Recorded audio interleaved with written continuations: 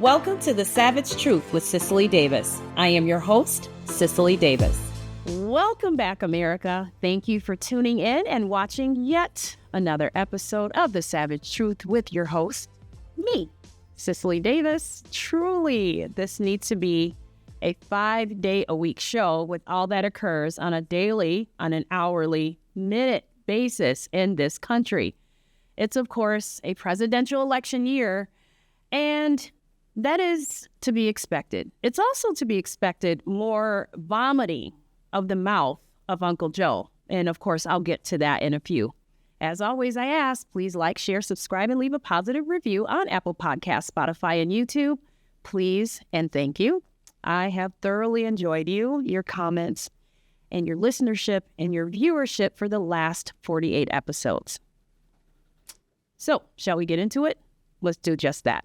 Where do we start? Because I'm more than worn out and quite frankly, sick and tired of being sick and tired of these students on college campuses all across the country, bombarding the television, my screen, hearing about it on the news. I'm tired. And don't be fooled, folks, as I'm sure you're not. There aren't just students out there, right? This isn't just students. They're way too organized. When you see the tents, especially the tents, they're all basically of the same color and they're in certain groupings, especially where you see tents and violence and mayhem. There are others in the midst who are paying for the tents and the equipment and all the flags and the overall organization of these so-called protests. The call for the president of Colombia to step down is legit. That absolutely needs to happen. It's the decent thing for her to do, but also because of the complete lack of control and disorder on the campus, considering the history of Colombia. We need to get someone in there who will not tolerate and has a presence that will deter anything like this from happening in the future towards any group. Any group. Now, of course, this is Democrat policy and operation coming back to bite them in the you-know-what. You see, in the summer of 2020, as you all remember, defund the police was adopted. And all the Democrat governors and attorney generals and mayors and congressional leaders and senators were all in on this kind of mayhem. This was all, remember, the summer of love, and we would see, buildings being vandalized and burned, and they would say, peaceful protests here, while we're watching it literally happening in front of our eyes. They were all about it. They were all about DEI. They were all about critical race theory. We had to deal with terms like intersectionality and white fragility and the attempt to make the 1619 Project true. We had to deal with white privilege and, of course, the emboldenment of the trans community. We had to deal with all that. That was the birth of it. But you see, it's election season. Now, I can't blame Soros, can't blame Bill Gates and Antifa, and other far-left influencers, other socialists, communists, and Marxists. They are operating as they should. After all, they have made it quite clear. They've been very blunt and very bold about, very upfront and frank about what they are, who they are, and what they believe. The New World Order, they're all about the NWO. No borders, half the population of the globe should be wiped out, as quoted by Bill Gates. Global currency, Green New Deals to hide their communist plans for a global takeover. Can't blame them. I don't blame them. A dog is a dog. He's going to bark, and he's going to beg for more biscuits. He's going to lick himself and then try to lick you in the mouth. I mean, that's just what a dog is going to do. But all the Democrat wimpy members, those who knew darn well that defunding the police was going to affect most detrimentally those communities who have the greatest need for protection, this is coming back to hurt them, to haunt them. Because now the people see, and they want some heads. They're calling for some seats, and they're calling for some people to step down and letting them know that they will not be re-electing them into office. They're allowing crime with the crash and grab to go on in department stores and other businesses, okay? Allowing the homeless to wreck cities with pollutants, litter, crime, urine, feces, to wreck neighborhoods and city streets and businesses and public safety and other citizens, making allotment for drug abusers to use in public by providing the very paraphernalia to abuse drugs and to overdose in the streets and die, turning their heads on the erasure of our southern borders, allowing illegal aliens to commit horrendous crimes like murder, vandalism, carjacking, sexual harassment of women and children. We're talking about theft and squatting and all other crimes. And then only to reward them with health care, debit cards, housing, cell phones, coverage and protection in courts for squatting. They illegalize seizure of property, ID cards, etc. And then, of course, asking the illegal residents to take them in and open up their homes. Hey, allow them in illegally. Hey, residents, open up your homes. Let's not send them back. Let's surrender. Open up your homes. Let them in. Send them to the schools that your children attend. Point them in the direction of jobs to obtain. Let men invade all female sports, beauty industry, and military positions. Redefine male and female so as to allow this invasion and erase and corrupt the cornerstone structure of society, the family. This is what they've done. And on and on and on. Now, Democrats, who is actually the Socialist Party today, let's be honest, is worried and have to face the music about what they have started. Some presidents of colleges need to go. A whole lot of politicians need to go, both Democrat and Republican, mind you.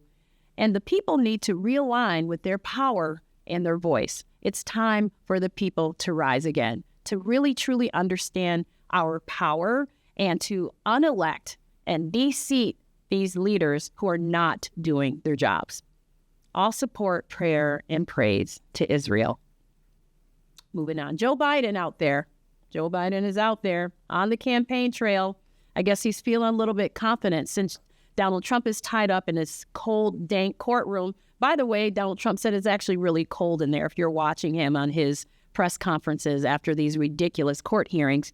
Joe Biden is out there speaking, and he vomits in his mouth every time, showing everyone every time how ridiculous it is to consider this guy for yet another 4 years and embarrassing those who are trying to get him across the finish line. Joe Biden, another goof up as he reads the script out loud during a speech at a trade union conference in Washington, D.C. this past Wednesday. Biden attended Wednesday's conference to receive an endorsement from the North American Building Trades Union, the NABTU. Biden, reading off a teleprompter, appeared to incorporate script instructions in the middle of his speech, resulting in an awkward applause line. The blunder moment came during a section of his remarks straight out of a campaign stump speech, and I quote, "I see an America where we defend democracy, not diminish it. I see an America where we protect freedoms, not take them away. I see an economy that grows a lot in the bottom up, where the wealthy pay for their fair share so we can have child care, paid leave, and so much more, and still reduce the federal deficit and increase economic focus." Biden's teleprompter mix-up is only the latest in his long list of verbal bloopers and blunders. He does it all the time. We can count on it, right? Literally place a bet on the fact that if you put this man out and allow him to speak, teleprompter or not, he's going to vomit in the mouth, right? Just on Tuesday, he delivered yet another fodder to conservative commentators by saying he and his party can't be trusted. Now, I actually call that a quintessential freudian slip, no doubt about it. Biden was speaking at a Florida campaign rally at the time, focusing on abortion in particular. During his critique of Trump's abortion stance, he flipped the tables on himself. I don't know why we're surprised by Trump. How many times does he have to prove we can't be trusted? Biden, we got it. Trust me. We understand. We got it. You absolutely cannot be trusted. Audience members could be heard laughing after his comment, but Biden continued, seemingly not noticing the mistake. And why would he? I mean, he's asleep. The man is absolutely senile, okay? Biden's critics on X had a field day with the gaffe. Some call it a gaffe, with many saying they were surprised to find themselves agreeing with the president for once. I'm not sure, and I'm sure you're not surprised by the goof up. I think the bigger story here is the fact that during the abortion speech, in which he blamed Trump for Florida's upcoming abortion ban and other restrictions across the country, that he made the sign of the cross while talking about abortion. So he's talking about abortion, and he literally makes the sign of a cross. I'm a Christian, and that was very disturbing to me. Now, of course, Joe Biden is seeking to capitalize on the unceasing momentum against abortion restrictions nationwide to not only buoy his re-election bid in battleground states he won in 2020, but also to go on the offensive against Trump in states that the presumptive Republican nominee won 4 years ago. One of those states, of course, is Florida, where Biden lost to Trump by 3.3%. So, this was a campaign event at Hillsborough Community College in Tampa.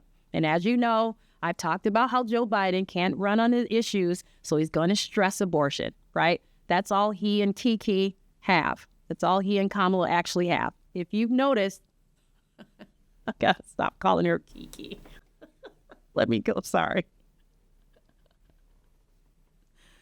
Now, as you know, I've talked about how Joe Biden can run on the issues. We all know this. So he's going to run and stress abortion. That's all he and Kamala have.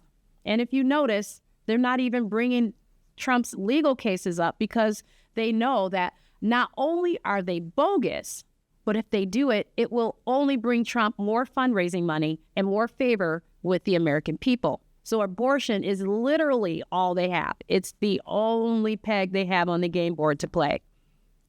But Joe was in the epicenter of the latest battle over abortion restrictions. The state's 6-week abortion ban is poised to go into effect May 1st at the same time that Florida voters are gearing up for a ballot measure that would enshrine abortion rights in the state's constitution. Joe Biden is desperate, okay? Joe Biden is desperate, and this is all he has to secure that undeserved seat in November. And believe me, he doesn't deserve it. I'm pro-life, folks. You all know that. This is an issue, however, that weighs heavily on the hearts of people who are also pro-life on the Republican side. I will always weigh in on the side of life. I will always weigh on the side of life. And I particularly liked what Republican National Committee Chairman Michael Whatley said. As for the most part, Republicans were dismissive of the Biden campaign and the broader Democratic Party's efforts to use abortion as a political cudgel, arguing that other issues will matter more with voters in next November. And I agree. We're pretty much dismissive of it. We understand the play that he's making, okay? And I quote him, Biden must have forgotten that thousands of Americans have fled from extremist Democrat policies to prosperous and pro-life states like Florida. Absolutely love that sentiment. It keeps us mindful. I think that's a strong indication that come November, people will be more focused on the immediate issues, like the ones that affect their wallets, refrigerators, and gas tanks. Now, allow me to give you some local news, if you will, here in the mucky blue Smurfville state of Minnesota, just so you can know what's going on here where I live. A Democratic state senator in Minnesota was charged with first-degree burglary on Tuesday after authorities say she broke into her stepmother's house where the lawmaker claimed she was trying to get her late father's belongings, including his ashes. State Senator Nicole Mitchell, 49, was booked into the Becker County Jail on Monday for a suspected first-degree burglary offense, according to online jail records. A homeowner on the 700 block of Granger Road in Detroit Lakes reported an active burglary to 911 around 4:45 a.m., Detroit Police Chief Steve Todd told Fox 9 Minneapolis. During a search of the home, officers found Mitchell dressed. Now, hear me out on this, folks, okay? Because you have to understand intent, right? This was clearly planned. This was intentional. Officers found Mitchell dressed in black clothing, a black hat, according to a criminal complaint obtained by the station, a flashlight with a sock over it, and a black backpack containing 2 laptops, a cell phone, a driver's license, Senate identification, and Tupperware. Mitchell allegedly entered through a window and told investigators that she was just trying to get her father's ashes, some photos, a flannel shirt, and other items of sentimental value, as said by the complainant. Mitchell claimed that her stepmother refused to give her those items. And I quote her, "I was just trying to get a couple of things of my dad's because you wouldn't talk to me anymore." This is what she said to her stepmother as police officers placed her under arrest. The complaint stated that one of the laptops found in Mitchell's backpack belonged to her stepmother, who told officers that she did not give it to Mitchell. Mitchell, however, claimed otherwise. Mitchell of Woodbury, Minnesota, represents District 47 since she was elected to the state Senate in 2022. She was previously a meteorologist for KSTV-TV and Minnesota Public Radio, and currently serves as Lieutenant Colonel in the Air National Guard.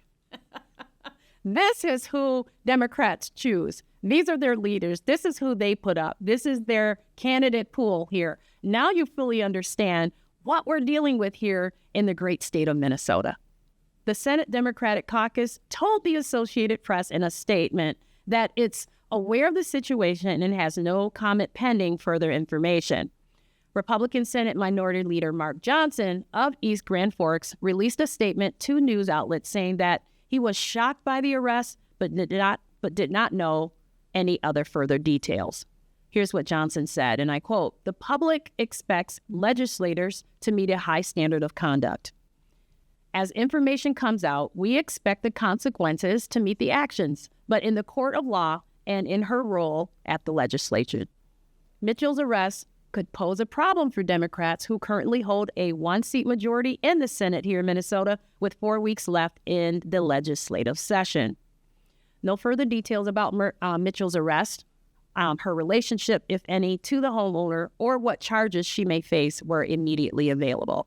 Now, as you know, one of the greatest, for reasons I'm not sure of, still is Minnesota is without a doubt one of the Democratic stronghold states. I don't expect much to come of this. I mean, when I talk about the consequences, I mean for Mitchell, but that's politics in Minnesota. That's politics in Minnesota, folks. What a disgrace. So let's bring this to an end. Let's end in a certain way as I move through this blue muck, okay? A note about truthfulness, because when we see an administration that operates on lies, literally to your face, to manipulate the American people, that intimidates whistleblowers, political news networks that fail to report the facts, they fail to provide coverage or even line their networks with those of opposing views so as to offer another perspective, right? Like with the Ronna McDaniel situation, for example, or when reporters of networks reveal that there are no Republican or conservatives on the staff, professors and those with influence in academia report that rural Americans are predominantly racist, who hate immigrants, and because of their faith are called Christian nationalists now. That's the new term we have to now accept. Or the border is closed, right? The border is closed until blacks and other groups begin to complain and threaten to not reelect those who have supported this notion of sanctuary cities that have ultimately pushed them out of housing, out of benefits, out of jobs and property with squatting. And I continue on. Bidenomics, right? I don't need to say anything more about that. Just the term Bidenomics, and you get what I mean when I talk about lies. We should end with honesty. As Abe backs me here today, I feel like it's a great way to close. Honest Abe. First, I want to talk about what being truthful actually means, because there is a distinct difference in being honest and being truthful. Being honest means not telling lies. Being truthful, however, means actually making known the full truth of a matter. There is a distinction.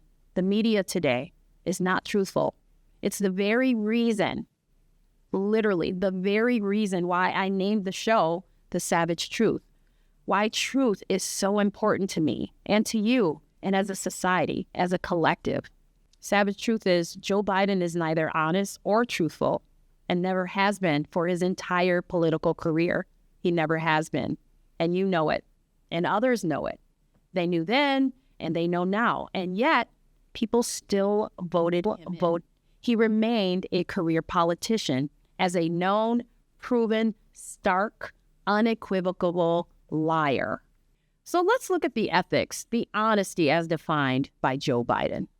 In law school, they caught him plagiarizing, and Joe had to beg not to be expelled after he borrowed 5 pages from a law review article. He had to drop out of the 1988 presidential race because of plagiarism again. This time, he stole pieces from the life story and speech of a British labor leader and passed it on as his own. Wait, so you're telling me someone still reelected him to the Senate after this? Indeed, I am. It's tragically comical, but yes, I am. Someone still voted for this guy after that all came out. The savage truth here is Joe Biden has a problem with ethics and truth and integrity, but let's continue. He claimed he finished at the top of his law school when he finished 76 out of 85 we talked about last episode. That he went to law school on a full scholarship, and the only one in his class, he bragged, when it was only a partial scholarship. He claimed he had 3 degrees from undergraduate school. He only had 2. That they awarded him the outstanding student in the political science department. He received no awards or no honors. He references to his high IQ. He quipped to one of his own reporters in a 1988 presidential run, "I think I have a much higher IQ than you do," before he rattled off his fabricated accomplishments. "My ancestors worked in the coal mines." No Biden worked in a coal mine. The savage truth is Joe Biden has a problem with the truth. But let's not stop here. It can only get better or worse. His claim of being appointed to the Naval Academy, he wasn't. Claiming in a congressional baseball game that he had hit a ball 368 feet right off the center field wall. Unfortunately, no records exist to document this memorable day for him, but records exist of him striking out twice and hitting a grounder.